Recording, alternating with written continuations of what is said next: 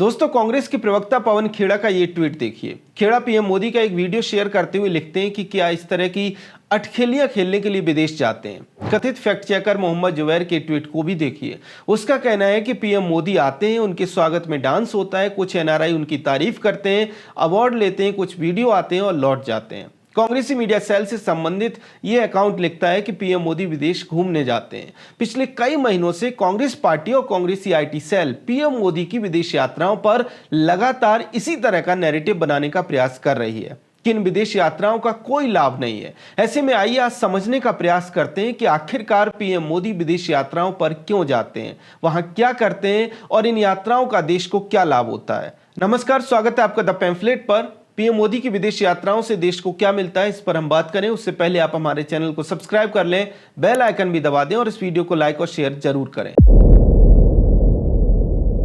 दोस्तों, कांग्रेसियों के प्रोपेगेंडा से इतर आपने भी ये जरूर सोचा होगा कि जब प्रधानमंत्री विदेश जाते हैं तब क्या यही सब होता है जो सोशल मीडिया पर या फिर टीवी में दिखाया जाता है। अक्सर लोग सोचते हैं कि ये यात्राएं सिर्फ कूटनीति, विदेश नीति, कुछ समझौतों या फिर हाथ मिलाने, फोटो खिंचाने तक ही सीमित हैं। लेकिन सिर्फ इतना नहीं होता, बल्कि पीएम मोदी की हर एक विदेश यात्रा के पीछे एक बड़ा आर्थिक एजेंडा भी होता है और पीएम की यही यात्राएं भारत के आर्थिक भविष्य को बदल रही हैं। शुरुआत ताजा खबर से करते हैं। पीएम मोदी ऑस्ट्रेलिया के दौरे पर हैं। इस दौरान ऑस्ट्रेलिया की एक बड़ी कंपनी ने भारत में 500 मिलियन ऑस्ट्रेलियन डॉलर के निवेश का ऐलान किया है। ये कोई तुक्का नहीं है, ये एक सोची समझी आर्थिक रणनीति का नतीजा है। लेकिन ये पहली बार नहीं है जब ऑस्ट्रेलिया से इतना बड़ा निवेश भारत आ रहा है। आप सिर्फ एक महीने पीछे जाइए, 5 जून 2026 की तारीख को याद करिए। ऑस्ट्रेलिया की दिग्गज कंपनी एयर ट्रंक ने भारत में एक बहुत बड़ा दांव खेला।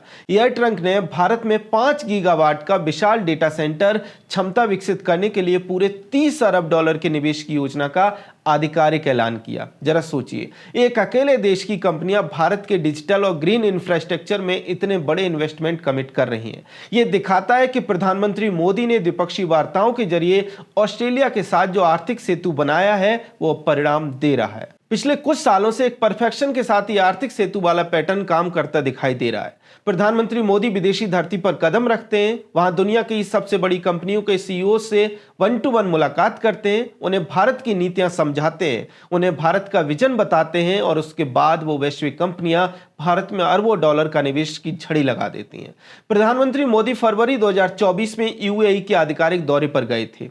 इसी दौरे के दौरान दोनों देशों ने एक ऐतिहासिक द्विपक्षीय निवेश संधि बायलैटरल इन्वेस्टमेंट ट्रीटी BIT पर हस्ताक्षर किए, जो 31 अगस्त 2024 से पूरी तरह लागू हो गई। इस सरकारी दौरे और इस संधि का क्या असर हुआ? 15 मई 2026 को जब पीएम मोदी दोबारा अबू धाबी के द्विपक्षीय दौरे पर पहुंचे तो वहां निवेश की एक नई कहानी लिखी गई। यूएई की दिग्गज कंपनी G42 और भारत के CDAC के बीच भारत में 8 एक्साफ्लॉप की क्षमता वाला सुपर कंप्यूटिंग क्लस्टर और सॉवरेन AI इंफ्रास्ट्रक्चर बनाने के लिए एक बहुत बड़े टर्म शीट समझौते पर हस्ताक्षर किए गए। इसके साथ ही यूएई के सॉवरेन वेल्थ फंड्स SWF ने भारत के पोर्ट्स, रिन्यूएबल एनर्जी और इंफ्रास्ट्रक्चर में अपने निवेश को आगे बढ़ाते हुए कुल कम्युलेटिव निवेश को 25 अरब डॉलर के पार पहुंचा दिया। अब बात करते हैं दूसरे बड़े एग्जाम्पल की। मई 2026 का पीएम मोदी का ऐतिहासिक यूरोप और नार्डिक का दौरा याद कीजिए। 18-19 मई 2026 को प्रधानमंत्री मोदी नॉर्वे के ओस्लो पहुंचे। यहां 43 साल में किसी भारतीय प्रधानमंत्री का पहला दौरा था। इस दौरे के दौरान पीएम मोदी ने Bharat Norway business and research summit को संबोधित किया। नतीजा क्या निकला? भारत और EFTA देशों के बीच हुए व्यापारिक समझौते टेपा को गति देते हुए नॉर्वे की सरकारी पेंशन फंड GPFG ने भारत की कैपिटल मार्केट और इंफ्रा में अपना निवेश बढ़ाकर लगभग 28 अरब डॉलर करने का ऐलान कर दिया। उसी दौरे के अगले पड़ाव में पीएम मोदी इटली पहुंचे। इटली की प्रधानमंत्री जॉर्जिया मेलोनी के साथ द्विपक्षीय बैठक के बाद दोनों देशों ने क्रिटिकल मिनरल्स पार्टनरशिप के लिए एक समझौता किया। इसके तहत इटली की बड़ी कंपनियों ने भारत के सेमीकंडक्टर, ऑटोमोटिव और क्लीन एनर्जी सेक्टर में बड़े निवेश और टेक्नोलॉजी ट्रांसफर की प्रतिबद्धता जताई ताकि दोनों देश मिलकर एक ग्लोबल सप्लाई चेन खड़ी कर सकें। तो कहानी बिल्कुल साफ है, जब प्रधानमंत्री मोदी किसी विदेशी मंच पर जाते हैं तो वे भारत की तरफ से सीधे डील्स लॉक करके आते हैं। चाहे वो यूएई का सुपर कंप्यूटिंग इंफ्रा हो, नॉर्वे का सॉवरेन फंड हो या इटली की सेमीकंडक्टर और क्रिटिकल मिनरल्स की मैन्युफैक्चरिंग पार्टनरशिप हो। पीएम मोदी के इन दौरों का सीधा मतलब है भारत के लिए अरबों डॉलर का निवेश और देश के युवाओं के लिए लाखों हाईटेक नौकरियां। और ये सब तब होता है जब वे दूसरे देश के साथ एक ऐसा संबंध बनाते हैं जो उस देश को और उस देश की कंपनियों को, सीईओस को भरोसा दिलाता है। एक तरह से पीएम मोदी विश्व में भारत के सीईओ की तरह जाते हैं। दोस्तों, पीएम मोदी अपने विदेशी दौरों के दौरान भी और घर में रहते हुए भी विदेशी कंपनियों के सीईओ से मुलाकात करते हैं और उनके विजन का ही परिणाम है कि बड़ी बड़ी कंपनियां लगातार निवेश कर रही हैं। गूगल और अमेजॉन को ले लीजिए। इन दोनों कंपनियों के शीर्ष अधिकारियों ने प्रधानमंत्री मोदी से सीधे मुलाकात की और इन मुलाकातों का नतीजा क्या निकला? भारत के इतिहास के सबसे बड़े टेक निवेश का। 18 फरवरी 2026 को गूगल ने भारत के लिए अपने सबसे बड़े निवेश प्लान का ऐलान किया। गूगल के सीईओ सुंदर पिचाई ने भारत में पूरे 15 अरब डॉलर के निवेश का खाका सामने रखा। यह पैसा अगले 5 सालों में भारत के एआई इंफ्रा में, वर्ल्ड क्लास डेटा सेंटर्स में और देश के युवाओं की एआई स्किलिंग में खर्च होना है। इसके ठीक कुछ महीनों बाद अमेजॉन ने भी ऐसा ही किया। 25 जून 2026 को अमेजॉन के सीईओ एंडी जेसी ने प्रधानमंत्री मोदी से एक बेहद खास मुलाकात की। इस बैठक में भारत के डिजिटल विकास और क्लाउड कंप्यूटिंग के भविष्य पर गंभीर चर्चा हुई। मुलाकात खत्म होते ही एंडी जेसी ने ऐलान किया कि अमेजॉन साल 2030 तक भारत में अपना निवेश बढ़ाकर 48 अरब डॉलर करने जा रहा है। ये आंकड़े सामान्य नहीं है। ये किसी भी देश का बजट हो सकते हैं जितना निवेश ये कंपनियां अकेले भारत में कर रही हैं। अगर आप साल 2026 के जून महीने का कैलेंडर उठाकर देखें तो आपको समझ आएगा कि भारत के प्रति दुनिया का नजरिया कैसे बदल चुका है। ये सिर्फ एक या दो कंपनियों तक सीमित नहीं है। यूरोप से लेकर कनाडा तक हर कोई भारत में पैसे लगाना चाहता है। 9 मार्च 2026 को स्विट्जरलैंड की दिग्गज इंजीनियरिंग और टेक्नोलॉजी कंपनी एबीबी ने भारत में अपनी मैन्युफैक्चरिंग और आर&डी विस्तार के लिए $75 मिलियन के नए निवेश का ऐलान किया। ये दिखाता है कि भारत अब सिर्फ सॉफ्टवेयर नहीं बल्कि एडवांस्ड हार्डवेयर मैन्युफैक्चरिंग में भी आगे बढ़ रहा है। इसके बाद जून के मध्य में कनाडा से एक बहुत बड़ी खबर आई। Canada pension plan investment board Bharat में डिजिटल इंफ्रा और हाइपर स्किल डेटा सेंटर के विस्तार के लिए 7,000 करोड़ रुपए के निवेश की प्रतिबद्धता जताता है। इसके ठीक एक दिन बाद यानी 18 जून 2026 को फ्रांस की दिग्गज कंपनी सेंट गोबेन ने एक बड़ा ऐलान किया। उन्होंने कहा कि वे अगले 5 सालों में भारत में 1 अरब यूरो का अतिरिक्त निवेश करेंगे। सेंट गोबेन के सीईओ ने भारत को अपनी कंपनी के लिए दुनिया का सबसे तेजी से बढ़ता हुआ बाजार घोषित किया। अब सवाल उठता है कि वैश्विक कंपनियां भारत की तरफ इतनी आकर्षित क्यों हो रही हैं? क्या ये सिर्फ एक संयोग है? बिल्कुल नहीं।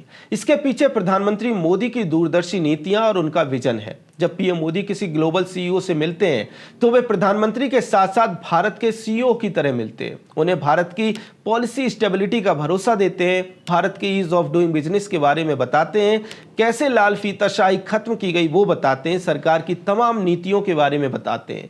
विदेशी निवेशकों को सबसे ज्यादा डर इस बात का होता है कि कहीं सरकार बदले या समय बीतने के साथ नीतियां ना बदल जाएं। इसको लेकर बताते हैं कि कैसे पिछले 12 साल में भारत ने दुनिया को दिखाया है कि यहाँ नीतियां स्थिर और पारदर्शी हैं। इसका सबसे बड़ा उदाहरण भारत की पीएलआई यानी प्रोडक्शन लिंक्ड इंसेंटिव स्कीम है। सरकार के आधिकारिक आंकड़ों के मुताबिक पीएलआई स्कीम के तहत अब तक 1.88 लाख करोड़ रुपए का वास्तविक निवेश भारत में आ चुका है। इसके अलावा पीएम मोदी का डिजिटल इंडिया विजन इस निवेश की सबसे बड़ी रीढ़ है। आज जब दुनिया एआई और डेटा की बात कर रही है तो भारत के पास दुनिया का सबसे बड़ा और सबसे सस्ता डिजिटल डेटा मौजूद है। इसलिए गूगल, अमेजॉन, एयर ट्रंक और कनाडाई पेंशन फंड जैसी कंपनियां भारत में डेटा सेंटर्स बनाने के लिए अरबों डॉलर की होड़ में शामिल हैं। जिन कांग्रेसियों को लगता है कि पीएम मोदी विदेश में अटखेलियां करने जाते हैं, उन्हें संयुक्त राष्ट्र की इस ताजा रिपोर्ट को ध्यान से देखना चाहिए। 8 जुलाई 2026 को संयुक्त राष्ट्र की संस्था UNCTAD यानी यूएन ट्रेड एंड डेवलपमेंट ने अपनी वर्ल्ड इन्वेस्टमेंट रिपोर्ट 2026 जारी की है। इस अंतर्राष्ट्रीय रिपोर्ट के आंकड़े भारत की आर्थिक कूटनीति की सफलता पर सबसे बड़ी मोहर लगाते हैं। इस वैश्विक रिपोर्ट के मुताबिक साल 2025 में जब पूरी दुनिया में विदेशी निवेश सुस्त पड़ रहा था, तब भारत का कुल एफडीआई इनफ्लो रिकॉर्ड 44% बढ़ा। भारत ने एक ही साल में 39 अरब डॉलर का प्रत्यक्ष विदेशी निवेश हासिल किया। इसी के साथ भारत दुनिया में विदेशी निवेश हासिल करने वाला 11वां सबसे बड़ा देश बन गया है। रिपोर्ट में साफ साफ लिखा है कि भारत में इस भारी निवेश के पीछे सबसे बड़ी वजह यहां का मजबूत डिजिटल इंफ्रा, डेटा सेंटर्स और ऑटोमोबाइल सेक्टर में सरकार की नीतियां हैं। इसके अलावा अगर हम भारत सरकार के उद्योग मंत्रालय DPIIT के जून 2026 के ताजा आंकड़ों को देखें तो पिछले पूरे वित्तीय वर्ष में भारत को कुल 58 बिलियन डॉलर का एफडीआई मिला है। ये सारे आंकड़े गवाही दे रहे हैं कि भारत की आर्थिक नीतियां और प्रधानमंत्री मोदी के विदेशी दौरे देश के युवाओं के लिए लाखों नौकरियां और अवसरों का रास्ता खोल रहे हैं।